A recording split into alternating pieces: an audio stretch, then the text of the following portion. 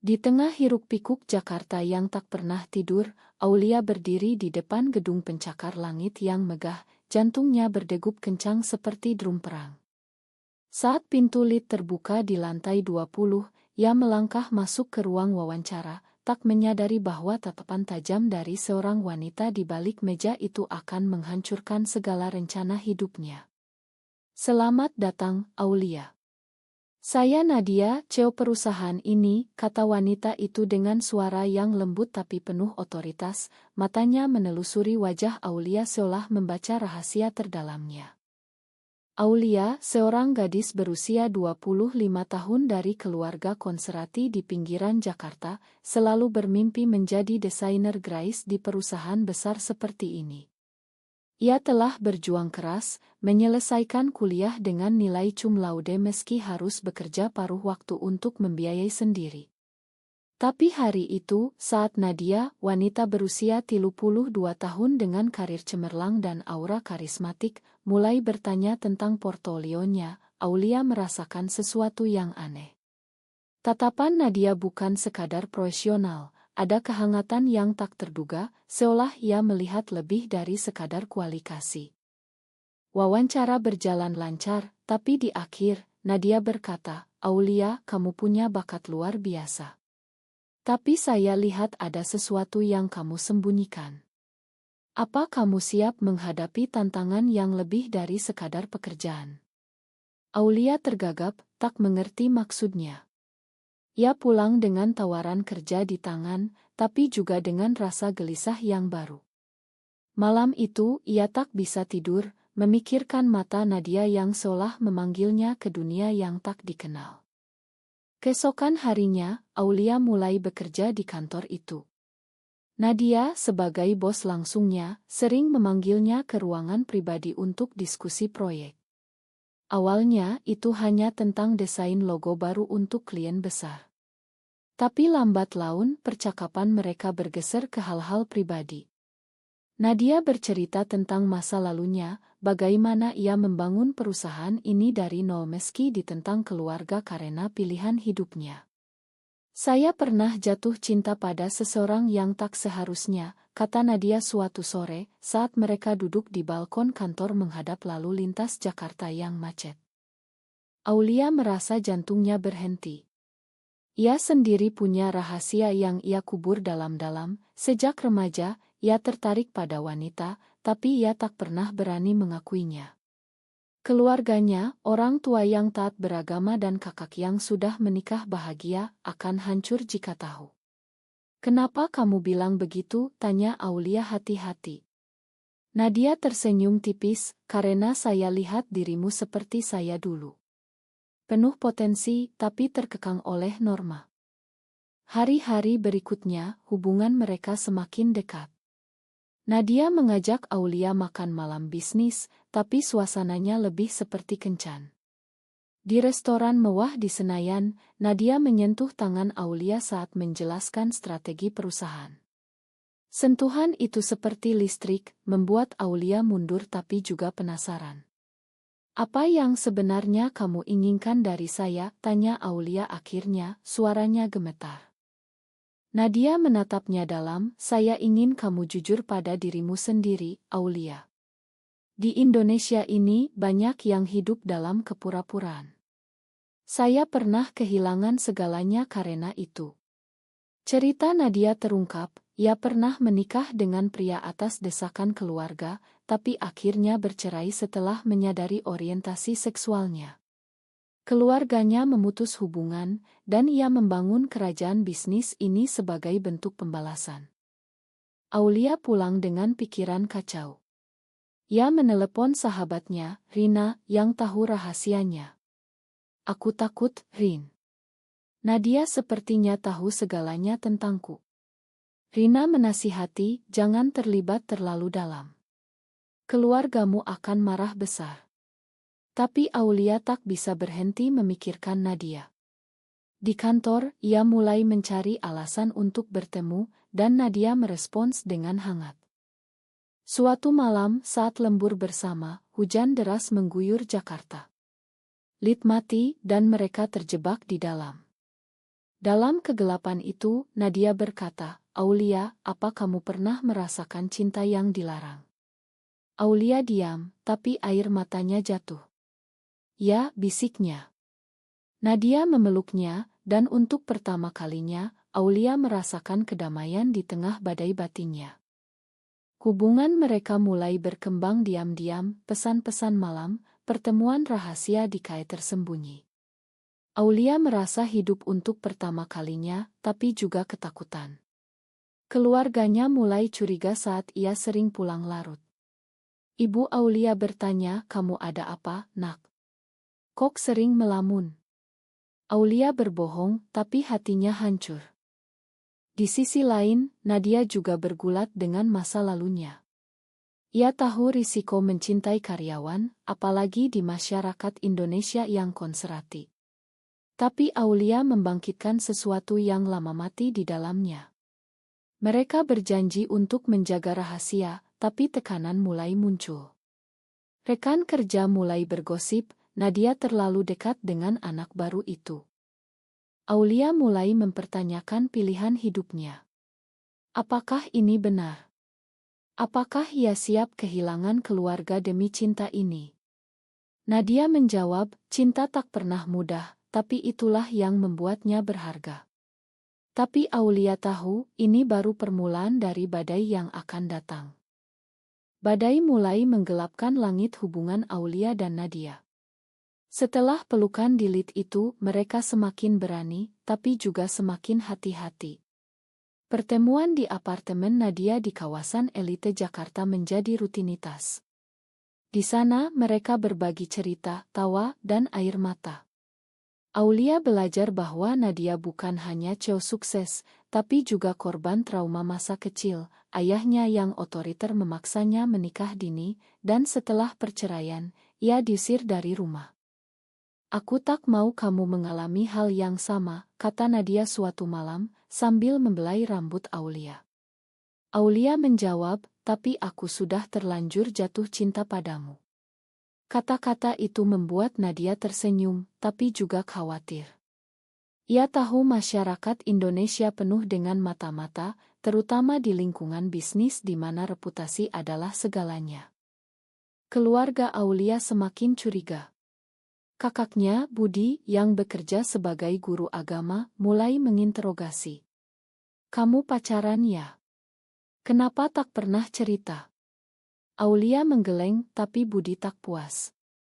Ia mulai mengikuti Aulia diam-diam, dan suatu hari, melihatnya bersama Nadia di sebuah kai.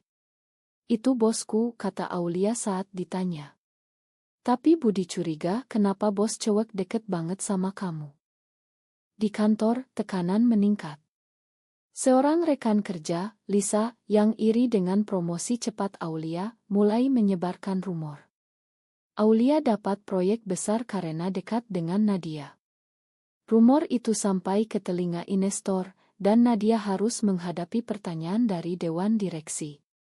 "Apa hubunganmu dengan karyawan baru itu?" tanya salah satu direktur. Nadia menyangkal, tapi hatinya hancur melihat Aulia menderita karena gosip. Aulia mulai ragu. Malam-malam ia menangis sendirian, memikirkan ibunya yang sakit-sakitan. "Kalau tahu aku seperti ini, Mama pasti mati berdiri," pikirnya. Ia mencoba menjauh dari Nadia, tapi tak bisa. Suatu hari, mereka bertengkar hebat. "Kamu tak siap untuk ini, Aulia. Mungkin kita harus berhenti," kata Nadia. Aulia marah, "Kamu yang memulai. Sekarang kamu mau mundur." Pertengkaran itu membuat mereka semakin dekat, tapi juga membuka luka lama. Nadia menceritakan bagaimana mantan istrinya, seorang wanita yang ia cintai diam-diam sebelum menikah, meninggalkannya karena takut masyarakat. "Aku tak mau kehilanganmu seperti itu," kata Nadia. Aulia memeluknya, "Aku tak akan pergi."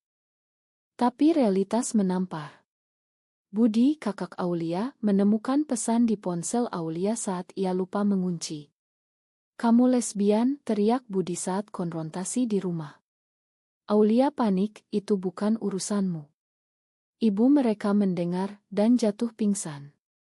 Di rumah sakit, dokter bilang itu karena syok. Aulia merasa bersalah, ini salahku.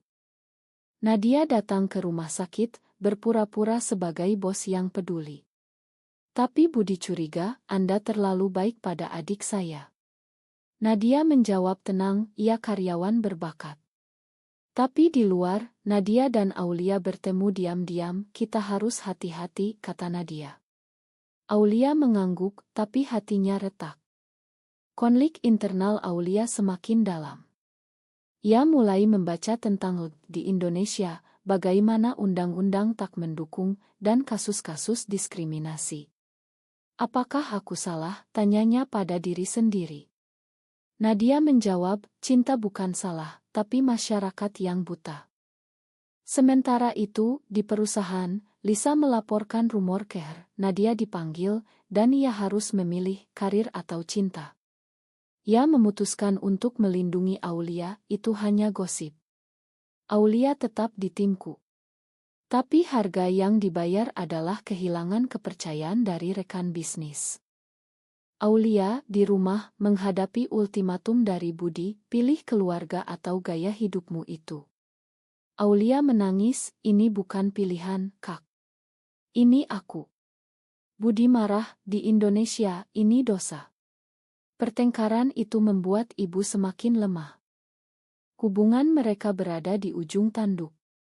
Nadia mengusulkan, mungkin kita pindah ke Bali, mulai baru. Tapi Aulia ragu, aku tak bisa tinggalkan keluarga.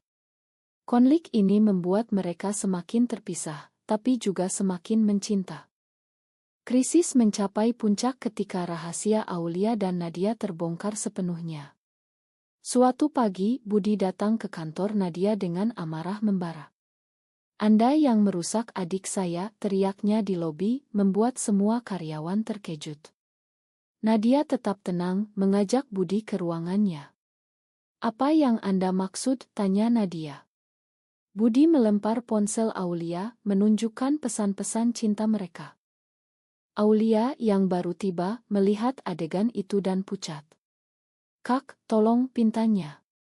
Tapi Budi tak mendengar, kamu harus berhenti kerja di sini. Ini perusahaan busuk. Nadia campur tangan, ini bukan tempat untuk urusan pribadi. Tapi keributan itu menarik perhatian media sosial. Seseorang merekam dan unggah ke Twitter, dengan caption skandal di perusahaan ternama Jakarta. Berita menyebar seperti api. Nadia menerima telepon dari investor, ini merusak citra perusahaan. Ia harus mengadakan rapat darurat. Di sana, ia memutuskan untuk mundur sementara sebagai CEO untuk menyelamatkan bisnis. Ini harga yang harus kubayar, katanya pada Aulia nanti malam. Aulia hancur. Di rumah, ibunya bangun dari pingsan dan bertanya lemah, benarkah, nak? Kamu seperti itu? Aulia menangis, Ma, aku tak bisa ubah siapa aku. Ibu memeluknya, Mama tak paham, tapi Mama sayang kamu. Tapi Budi tak setuju, kita harus obati dia. Ada terapi konversi. Aulia marah, itu penyiksaan, Kak. Mereka bertengkar hebat, dan Aulia pergi dari rumah, menginap di apartemen Nadia. Di sana mereka berbicara panjang lebar. Apa kita salah mencinta? Tanya Aulia. Nadia menjawab, tidak, tapi kita harus berjuang. Masyarakat mulai bereaksi. Teman-teman Aulia menjauh, dan ia menerima pesan kebencian di media sosial. Lesbian seperti kalian haram, tulis salah satu. Nadia dengan pengalaman mengajari Aulia bertahan. Aku pernah melalui ini. Kita butuh dukungan komunitas.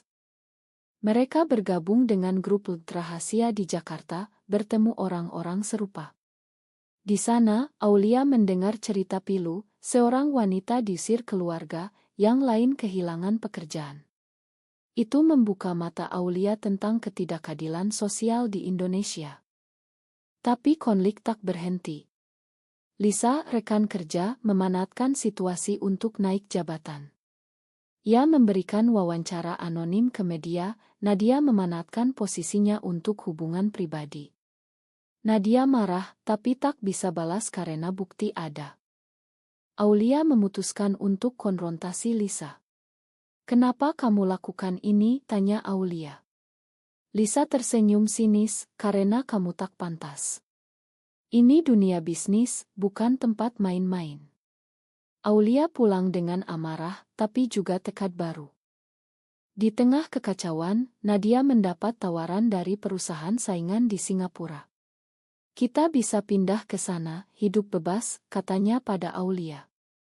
Aulia tergoda, tapi ingat ibunya. "Aku tak bisa tinggalkan mama." Pilihan itu menyiksa Aulia. Malam-malam ia bermimpi buruk, melihat keluarganya menolaknya. Nadia juga menderita, ingat bagaimana keluarganya memutus hubungan. "Aku tak mau kamu kehilangan mereka karena aku," kata Nadia. Akhirnya, Aulia kembali ke rumah untuk bicara. "Ma, aku cinta Nadia. Tolong pahami." Ibu diam lama lalu berkata, "Mama butuh waktu. Tapi jangan pergi."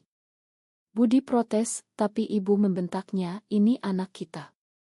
Hubungan mulai membaik pelan-pelan, tapi tekanan masyarakat tetap. Nadia kehilangan beberapa klien, dan perusahaan goyah. Mereka harus memutuskan, bertahan atau menyerah. Keputusan sulit datang seperti badai tropis. Nadia, setelah mundur sementara, dihadapkan pada ultimatum dari Dewan, putuskan hubungan dengan Aulia atau hilang jabatan permanen. "Ini bukan diskriminasi, ini bisnis," kata ketua Dewan.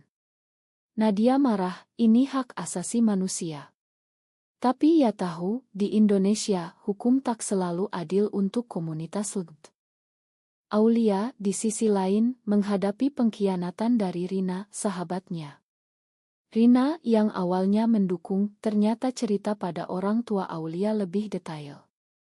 "Aku khawatir padamu," kata Rina saat dikonfrontasi. Aulia merasa dikhianati, "Kamu teman atau musuh?"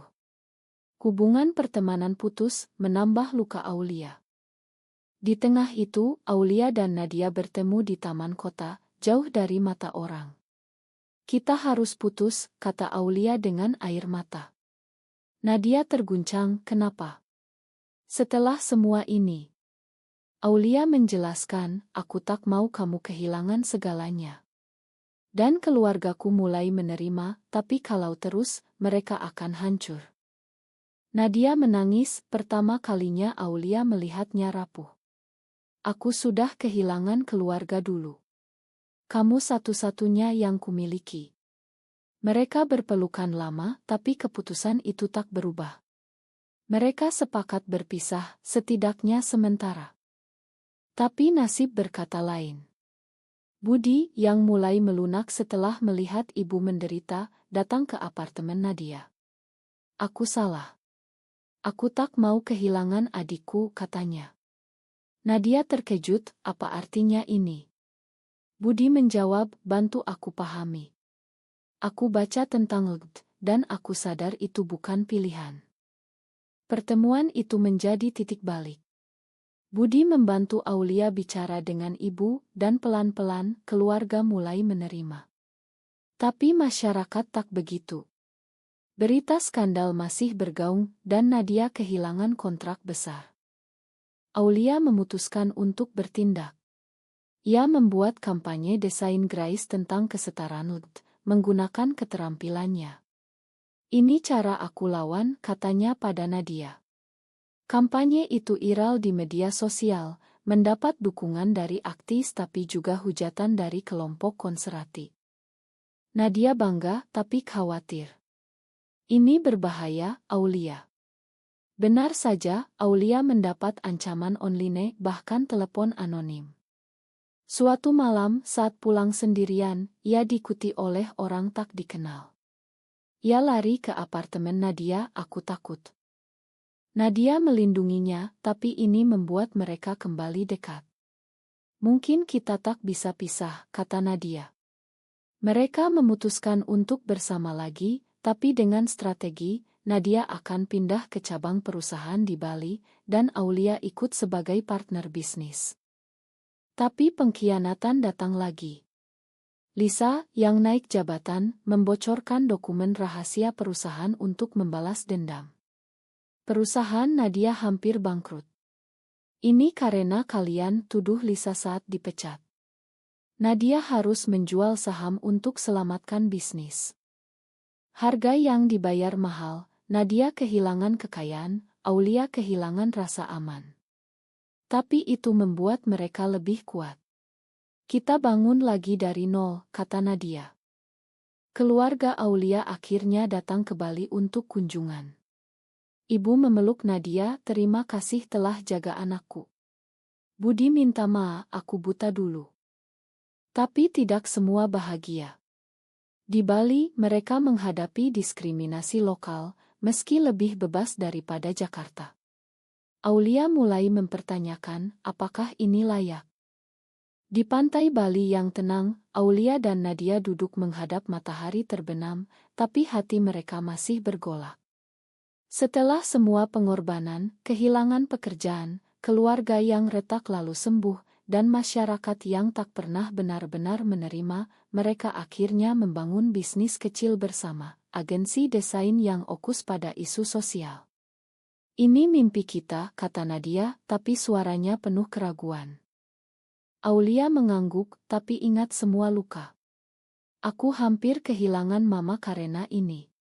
Ibu Aulia sekarang mendukung, tapi kesehatan memburuk karena stres awal. Budi menjadi sekutu, tapi ia kehilangan teman karena membela adiknya. Harga cinta ini terlalu mahal, pikir Aulia. Nadia juga bergulat. Ia pernah jadi cewek kaya, sekarang hidup sederhana. Apa aku menyesal, tanyanya pada diri sendiri. Tapi melihat Aulia, ia tahu jawabannya, tidak. Mereka telah melalui pengkhianatan, konfrontasi, dan kebangkitan. Suatu hari, mereka diundang ke seminar di Jakarta. Di sana, Aulia berpidato, cinta kami bukan dosa, tapi perjuangan melawan ketidakadilan. Pidato itu mendapat aplaus, tapi juga protes. Setelah itu, seorang aktivis mendekat, kalian inspirasi bagi banyak orang. Tapi di balik itu, Aulia merasakan kelelahan. Apakah kita harus terus berjuang? Tanyanya pada Nadia. Nadia menjawab, ya, karena itulah yang membuat kita hidup. Kisah mereka berakhir dengan kedamaian rapuh. Mereka hidup bersama di Bali, dikelilingi teman baru dari komunitas. Keluarga Aulia berkunjung sesekali, dan bisnis mereka berkembang. Tapi bayang-bayang masa lalu tetap, gosip, ancaman, dan pertanyaan etis. Apakah mencintai seseorang dari jenis kelamin yang sama benar-benar salah, atau justru masyarakat yang perlu berubah?